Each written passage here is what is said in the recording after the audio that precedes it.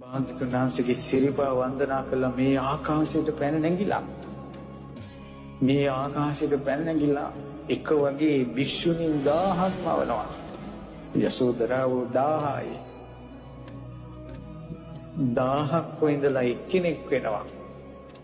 අහසේ සක්මන් කරනවා. එක වෙලාවක ගුරුළු වේශයක් මවාගෙන මේ පෘථුවියම පියාපත් දෙකෙන් වහලා බුදුරජාණන් වහන්සේගේ සිරිපා ළඟ තමන්ගේ ඒ ගුරුලාගේ තුඩ තියලා හොටේ තුඩ තියලා වන්දනා කළා. නාගයෝ බය වෙනකොට කිව්වා බය වෙන්න එපා මා යසෝදරා. මම යශෝදරා වෙමි. රාහුල මාතාව වෙමි.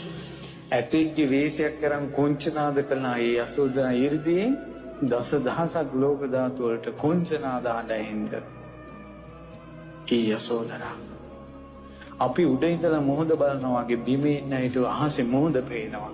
ඒ මොහොතේ පීනන ලොකු මාළුවෙක් වගේ යසෝදරා. එකපාරම ඉර මඩල අතට අරගෙන පෙන්නවා. සඳ මඩල අතට අරගෙන පෙන්නවා. යසෝදරා ස්ත්‍රියකගේ ආනුභාවය බලන්න ඉර හඳ අත ගන්න. මේ යසෝදරා ඊට එකපාරම සද්දවිඳුගේ විමානය මැව්වා. සද්දවිඳුට හිතා ගන්න බෑ හරි චක්‍ර විමානේ මේකද තවතිසාව මේකද කියලා හොයා ගන්න බෑ. සද්දෙව් විමන මැව්වා.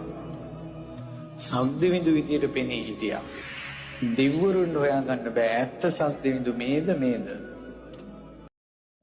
එදා තමයි යසෝදරාවන්ට දම් බෙදපු අය ඒ වගේම දිවි දේවතාවුන් වහන්සේලා යසෝදරා උත්තමාවිය මෙච්චර ආනුභාවයි කියලා දැනගත්තේ. ඊට පස්සේ යසෝදරා උත්තමාවිය ආකාශයෙන් බැහැලා බුදුරජාණන් වහන්සේගේ සිරිපා කමල වඳිනවා.